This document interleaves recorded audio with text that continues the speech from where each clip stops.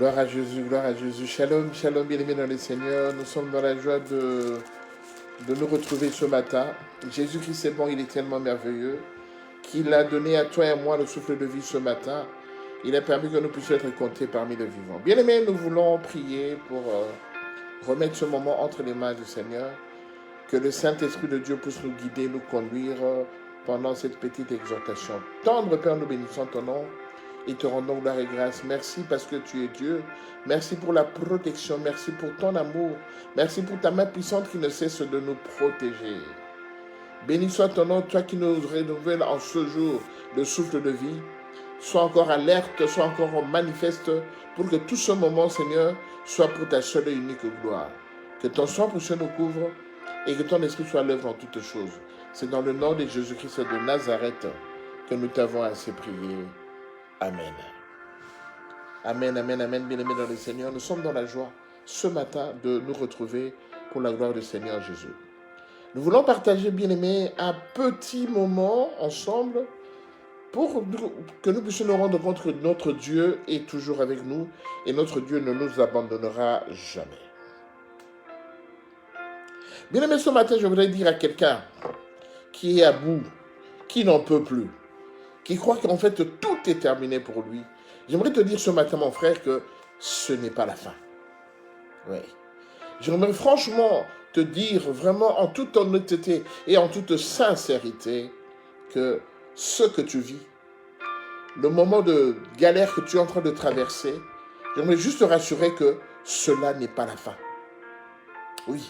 Ça peut peut-être sembler un peu ardu ce que je suis en train de te dire ce matin, mais j'aimerais te le confirmer. Selon la parole de Dieu, selon les expériences que moi-même j'ai passées dans ma vie, que ceci n'est pas la fin. Ceci n'est pas la fin. Ce que tu crois être la fin, c'est que ton entourage croit être la fin de ta vie, j'aimerais te rassurer ce matin que cela n'est pas vrai. La Bible nous donne un exemple typique, vraiment typique et probant. Il s'agit dans le livre de Juge, dans le livre de Juge au chapitre 6, on nous parle de Gédéon. Gédéon était le fils de son père qui était un idolâtre. Gédéon a grandi dans cette famille et Gédéon n'a fait que répéter l'histoire de tout ce qu'il avait précédé dans sa lignée. Gédéon, arrivé à l'âge adulte, Gédéon était résolu à battre le froment pour préparer de la farine que sa mère devait vendre pour qu'il puisse recevoir un petit peu d'argent pour leur survie dans ce territoire qu'ils habitaient. Gédéon n'était pas promu à quelque chose de merveilleux, quelque chose de consistant, quelque chose d'acceptable dans la société. Mais Gédéon était assigné à battre le froment. C'est-à-dire que Gédéon, toute sa vie, à l'âge adulte, il était obligé d'aller chercher le froment, à les étaler sous le frottoir, je ne sais pas comment on appelle ça, et à marcher dessus et à battre le froment jusqu'à ce que ça devienne de la farine. Toute la vie de Gédéon était résumée à cela. Et Gédéon savait que c'était sa vie, et sa vie future dépendait de son job familial. Jusqu'à ce qu'un ange de Dieu vienne un jour le visiter. Et l'ange l'a appelé avec une appellation que lui n'a pas supportée, dans le Juge chapitre 6. Il n'a pas supporté. Il dit, mais pourquoi vous m'appelez vaillant héros? Je n'ai jamais été vaillant. Je n'ai rien remporté de ma vie depuis que je suis sur la terre. L'ange lui dira, tu es un vaillant héros. Parce que moi, bien aimé, je suis en train de paraphraser, je paraphrase. L'ange va lui dire que moi, je ne vois pas en toi un batteur de froment. Je ne vois pas en toi quelqu'un qui est réduit à un job insensé, un job insignifiant.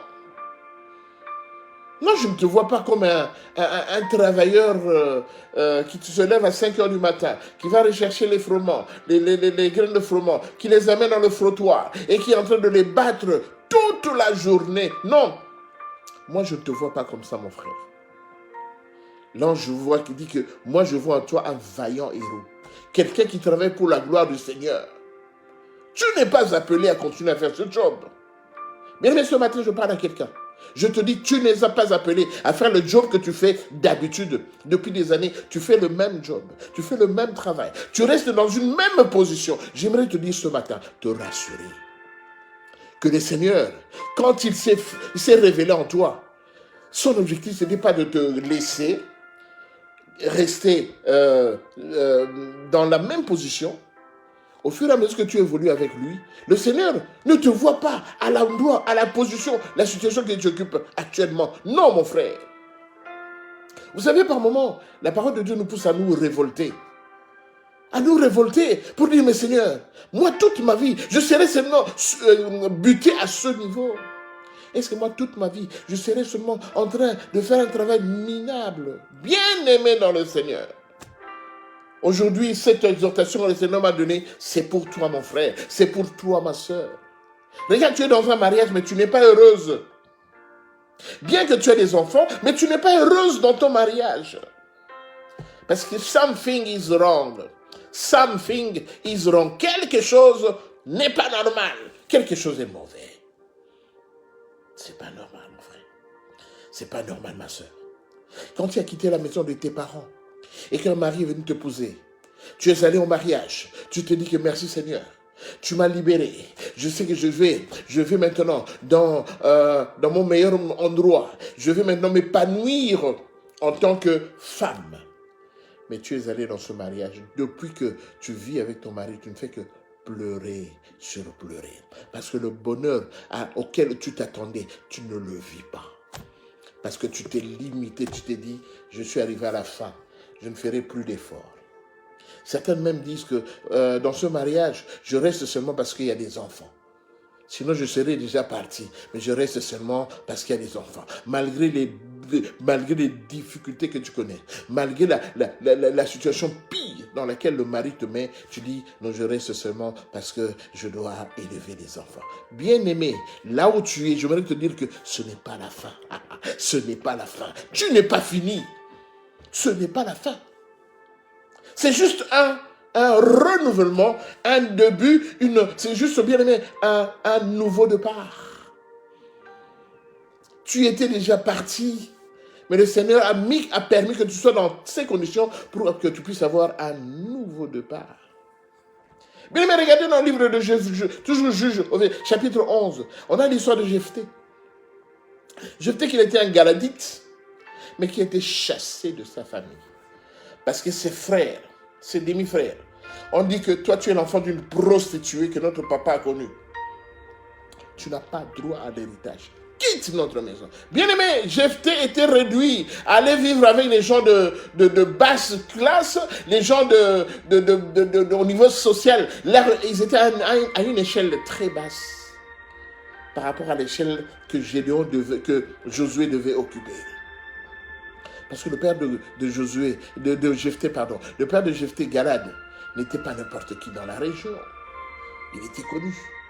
Mais Gédéon a été réduit à vivre dans des endroits bizarres, dans des endroits qui n'inspirent même pas la confiance, qui n'inspirent même pas. Quand tu es dans ces endroits-là, tu te dis, mais Seigneur, quand est-ce que tu te manifesteras pour moi? Mais j'aimerais te dire, mon frère, ma soeur, même si tu es dans un bas-fond, même si dans les territoires les plus reculés, j'aimerais te dire que le Seigneur ne choisit pas un endroit merveilleux pour venir te chercher. Le Seigneur aime les gens qui sont dans des endroits plus reculés, dans des endroits tellement difficiles à franchir. C'est là que le Seigneur va se manifester. Vous savez, bien-aimé, vous savez, notre ami, notre frère, le fils de Jonathan qui avait les pieds reclus, comment il s'appelait encore? Méphibosheth. Bien-aimé, Méphibosheth était réduit à aller vivre dans une ville qu'on appelait ça va revenir, il a été réduit à aller vivre dans cette ville-là où il n'y avait rien du tout. Il n'y avait rien du tout. Dans cette ville-là, on ne pouvait pas prospérer. Impossible. de prospérer. Bien-aimé, Mephibosheth a été reculé dans un endroit très reculé, bien-aimé. Très reculé. On ne pouvait même pas, les gens qui habitaient cette ville, on ne pouvait même pas en parler. On ne pouvait même pas parler de ces gens-là, parce qu'ils n'étaient même pas considérés dans la région. Mais là où il était, le roi David a pensé à lui. Le roi David a dit, je connais ce que Jonathan a fait pour moi. Il avait un fils, Mephibosheth. Allez me chercher cet enfant. J'ai besoin de lui. Bien aimé, on est allé chercher Mephibosheth là où il était, vraiment dans un endroit vraiment perdu. Et on l'a ramené. Et le roi David a dit, à partir de maintenant, il sera à ma table tous les midis, je mangerai avec lui. Bien aimé, d'une situation négative, très reculée, Mephibosheth a été promu, il a été élevé au rang royal. Parce qu'il dînait, il parlait facilement avec le roi. Parce que Dieu s'est souvenu de lui. J'aimerais te dire ce matin, bien aimé, mon frère, ma soeur, même si dans ta famille, il y a un problème de santé, que ce soit pour toi, que ce soit pour ton mari, que ce soit pour tes enfants, j'aimerais te dire que ce Dieu-là ne peut jamais oublier tous les bienfaits que tu as fait pour lui. Ce Dieu-là se souvient toujours. Toi, tu t'es limité à un niveau. Tu t'es dit que moi, je resterai là, je n'évoluerai pas. Mais j'aimerais te dire que notre Dieu est capable de prendre quelqu'un qui était dans un endroit reculé, quelqu'un auquel on ne pensait même pas. Il peut t'élever, il peut te faire asseoir sur la table des grands, parce qu'il est le Tout-Puissant. Il t'a créé parce qu'il t'a donné une mission. Il sait que la mission qu'il t'a donnée, tu vas réussir cette mission. Mais pour bien réussir cette mission, il va te mettre à l'aise. Les galères que tu connais, les déserts que tu es en train de traverser, c'est seulement pour un moment. Ne lâche pas, n'abandonne pas. Bien aimé, je vais te donner juste un petit aperçu de mon témoignage. Quand j'étais dans cette ville de Belgique, j'ai fait des grandes études, mais avec mes grands diplômes, ils n'étaient pas considérés parce qu'ils avaient un grade de scientifique. C'est-à-dire que c'est comme si j'étais un chercheur. Je suis venu en Belgique pour faire des recherches et utiliser ces diplômes quand je rentrerai en Afrique. Donc ici, dans n'importe quel endroit où j'allais proposer ces diplômes de licence ou bien de troisième cycle, bien aimé, on n'allait jamais considérer ça. Et il me le disait. J'ai fait beaucoup de demandes d'emploi, mais on n'a jamais considéré mes diplômes comme si c'était des diplômes qu'on pouvait utiliser parce que je valais la peine. Je pouvais être un directeur quelque part. Je pouvais être un membre du collège de directorat dans une société, dans une entreprise. Mais on me regardait de loin parce que mon diplôme ne me permettait pas d'avoir ce rôle-là. À un moment, j'ai dit au Seigneur, mais qu'est-ce que je vais devenir? Et comme j'ai beaucoup travaillé dans un job dans l'hôpital où je travaille aujourd'hui, et j'avais un grade d'aide-soignant, on m'a dit, fais les études infirmières ou bien les études de kiné pour qu'on puisse te considérer. Et comme ça, au moins, avec le temps que tu as passé ici, et on sait comment ton comportement, comment tu travailles, eh ben, on va essayer de faire quelque chose pour toi. Bien aimé, j'ai commencé les études infirmières pendant que j'étais toujours aide-soignant dans cet hôpital-là.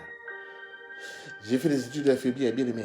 J'ai rencontré beaucoup d'obstacles, tout ça. Jusqu'en dernière année, bien aimé. J'ai dû faire la troisième année en 2 reprises parce qu'il y a un prof qui avait juré que moi, je ne pouvais jamais devenir infirmier.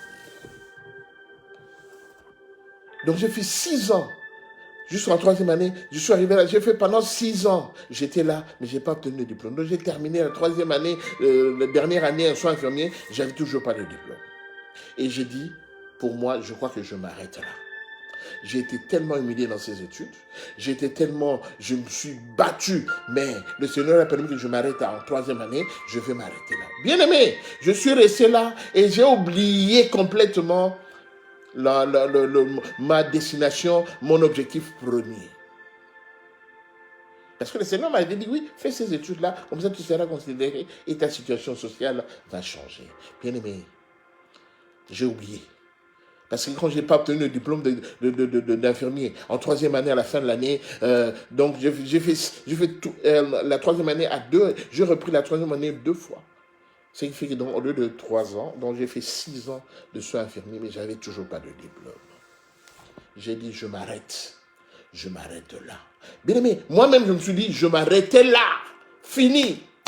Le Seigneur a permis que j'arrive jusqu'à ce niveau, c'est pas grave, ok, que le Seigneur soit loué. Je commençais à bénir le Seigneur, mais en m'étant arrêté en 3e année. Bien aimé, j'ai fait 3 ans après, il y a une personne qui n'était même pas chrétienne, qui savait ce que je faisais fait avant. Il m'a conseillé de dire, Ézéchias, moi je te conseille de reprendre tes études, mais change seulement d'école. Ça fait 3 ans, donc tu as encore le droit de faire, tu as encore 2 ans pour faire la dernière année, change d'école et ne dis à personne. Ne dis à personne que tu es en train d'étudier tout ça. Bien aimé, je travaillais, j'allais continuer à travailler. Je travaillais les nuits, mais je ne disais rien à mes collègues avec qui nous travaillons la nuit, tout ça. J'ai connu des moments, cette année-là, j'ai connu une année de travail tellement difficile. J'étais balancé à gauche, à droite par des collègues. Et comme j'avais un grade inférieur par rapport à eux, je ne pouvais que respecter tout ce qu'ils me disaient. Bien aimé, j'ai eu une année de travail très difficile parce que pendant ce moment, je travaillais et j'étudiais. Pendant ce moment, j'allais participer à des stages. Je rédigeais des rapports qui étaient demandés pour ma formation. Mais le Seigneur a fait grâce cette année. Alléluia. Le Seigneur a fait grâce cette année. Moi qui avais tout arrêté. Moi qui avais dit, c'est fini. Moi qui avais tout oublié. Je dis, ça ne sert à rien. J'ai fait tout ce que j'ai pu. Le Seigneur a vu. Maintenant, je m'arrête là. Je n'évoluerai plus. Je ne serai jamais infirmier. Parce que je m'étais limité. Je m'étais arrêté. Or, le Seigneur m'avait dit que fais cette formation parce que je veux que tu obtiennes ce diplôme pour que ta situation change. Mais moi, je m'étais limité. Quand j'ai vu que je ne pouvais pas avoir le diplôme, je m'étais limité là. Or, là où moi je me suis limité, le Seigneur ne s'est pas limité là. Et là où moi je me suis limité, je me suis donné une fin, un terminus. Pour le Seigneur, ce n'était pas un terminus. Pour le Seigneur, ça devait continuer. C'est ce que je t'ai dit aussi. C'est ce que tu traverses actuellement. Tu t'es limité à un niveau. Tu t'es dit, je n'évoluerai plus jamais. J'ai fait tout ce que j'ai pu. Rien n'a été. Le Seigneur a permis cela. Je bénis le Seigneur qui a permis quand même que j'arrive jusqu'à ce niveau. Non, le Seigneur ne te permettra jamais d'arriver à un niveau pour ne pas obtenir le but final pour lequel tu t'étais assigné. Non, le Seigneur n'est pas comme ça. Alors je dis ce matin à quelqu'un qui se trouve à un niveau qu'il n'a pas terminé pour obtenir son objectif de départ, je te dis que ce n'est pas la fin. Ce n'est pas la fin, ce n'est pas fini. Ça continue. Si pour les gens, pour ton entourage, pour les gens qui t'entourent, pour eux c'est fini, pour toi, tu te dis que le Seigneur ne va jamais se limiter là. Bien aimé, je te dis, ce matin, tu ne peux pas te limiter là. Le Seigneur t'appelle. Le Seigneur t'a prévu à une grande chose, à une grande destinée. Ne limite pas le Seigneur. Parce que lui-même, il s'appelle l'Éternel des armées, il est illimité. Ce matin, j'ai dit à quelqu'un, notre Dieu, Jésus-Christ de Nazareth, il est illimité. Bien aimé, remarquez seulement, Jésus-Christ a vécu, Emmanuel, Dieu parmi les hommes. Il a vécu avec ses disciples pendant 3 ans. Pendant 3 ans, il a accompli sa mission. Bien aimé, on l'a arrêté, on l'a poignardé, bien aimé, on l'a crucifié. Il est resté au sein de la terre pendant 2 jours. Et le 3e jour, bien aimé, la terre n'a pas pu le contenir. La terre a dit, je ne peux pas te contenir. Hop, la terre a vomi Jésus. Jésus, quand il a été vomi, il est monté au ciel. Bien aimé, remarquez la gloire que Jésus a. C'est plus grand que la gloire qu'il avait quand il était Emmanuel, le Dieu parmi les hommes. Sa gloire a quintuplé. Donc sa gloire a dépassé les limites. Plus même que ce qu'il était quand il était avec les disciples vivants, présents. Mon frère, ma soeur, après avoir connu des obstacles, des difficultés, après t'avoir dit que tu te limites là, le Seigneur te dit que tu ne te limites pas là, tu dois continuer. Bien-aimé, quand tu continues, tu vas te rendre compte que tu auras une gloire inestimable. Une gloire terrible, plus forte que quand tu étais sans avoir atteint cet objectif. Ce qui fait que, bien aimé, cette année-là, j'ai étudié, mais avec des difficultés, à la fin, j'ai obtenu mon diplôme d'infirmier. Je vous dis, bien aimé, sincèrement, depuis que j'ai obtenu mon diplôme d'infirmier, ma vie a changé. C'est-à-dire que beaucoup de portes qui étaient fermées pour moi, bien aimé, se sont ouvertes. Bien aimé, moi, je ne crains rien. Même si en début du mois, au milieu du mois, je n'ai plus un sou, plus un euro, je ne crains rien. Parce que je dis que si le Seigneur a permis que je puisse obtenir ce diplôme, dans des difficultés que je connais, bien aimé, c'est depuis 2010. Donc ça fait 15 ans que j'ai obtenu ce diplôme, bien aimé. Depuis 15 ans, ma vie a complètement changé. Les portes qui étaient fermées pour moi avant, bien aimé, c'est devenu des bâtons. C'est-à-dire que quand je viens, elle est fermée. Ah, je l'ouvre, je passe. Je vais rentrer, elle est fermée. Ah, je l'ouvre, je rentre.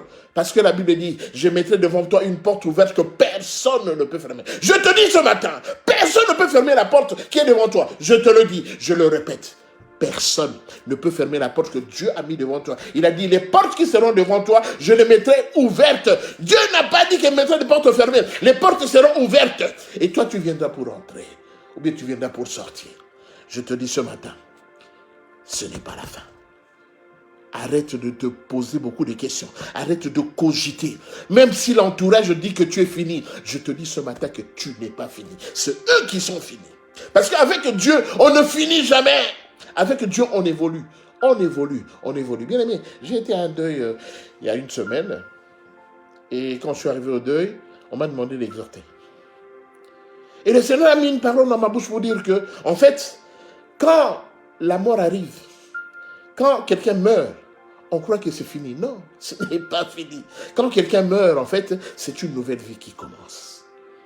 Nous sommes tous appelés, bien-aimés, à vivre une nouvelle vie. À notre mort, nous allons vivre une nouvelle vie, bien-aimés. C'est juste un changement de milieu, un changement d'endroit, et l'endroit dans lequel tu vas t'engager pour aller après ta mort physique, c'est un endroit merveilleux, glorieux, où tu auras le repos, où tu seras servi par les anges. Parce que Dieu sait tout ce que tu as fait pour lui pendant que tu es vivant. Bien-aimé, j'aimerais prier ce matin pour les gens qui sont en train de se poser des questions, les gens qui se sont limités, qui croient qu'ils sont limités. Dieu ne te limitera jamais. Au contraire, Dieu te poussera pour que tu puisses passer de gloire en gloire, de succès en succès. Ce Dieu-là n'est pas limité. Je le dis et je te le répète, mon frère, ma soeur. Dans ton foyer, tu n'es pas limité. Même si jusque-là, tu n'as pas encore conçu, je te dis que ce Dieu-là, quand il a permis que tu puisses épouser ton mari, que tu puisses épouser ta femme, il n'a pas dit que tu seras stérile.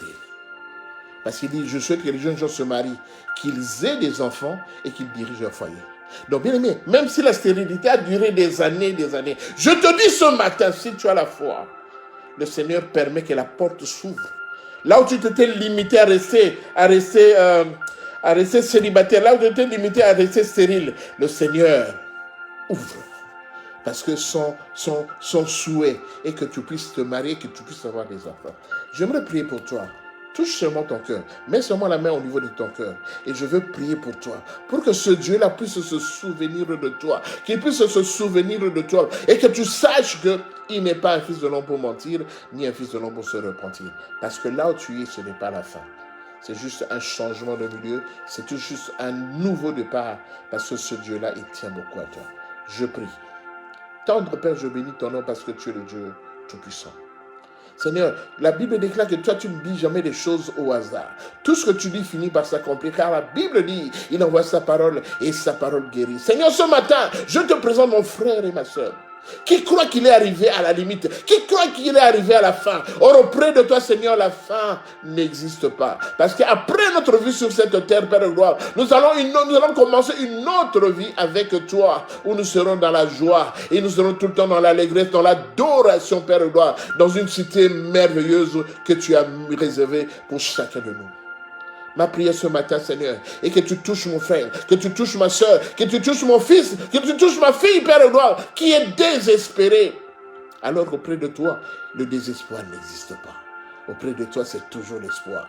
Parce que la Bible déclare, je connais les projets qui sont formés pour toi, des projets de paix et de bonheur, et non des projets de malheur, afin que tu puisses avoir de l'espérance et de la vie et de l'espérance. Bien-aimé, chez nous, Jésus-Christ nous garde dans l'espoir.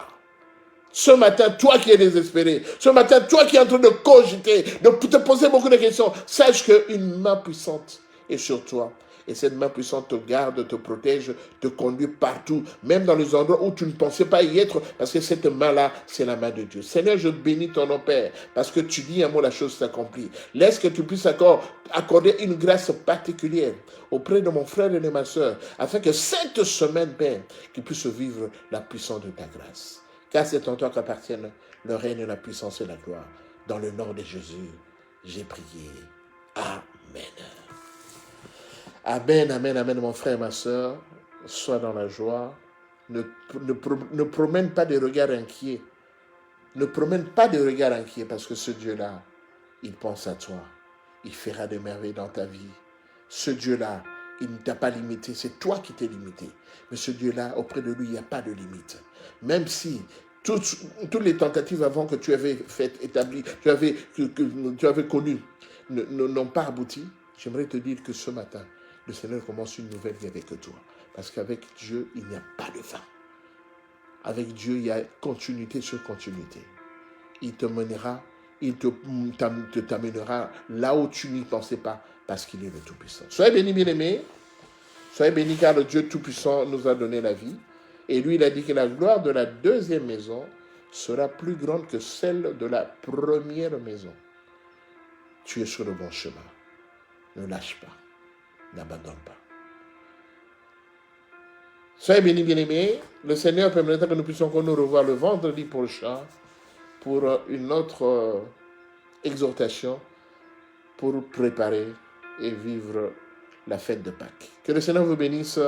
Soyez bénis. Shalom, shalom.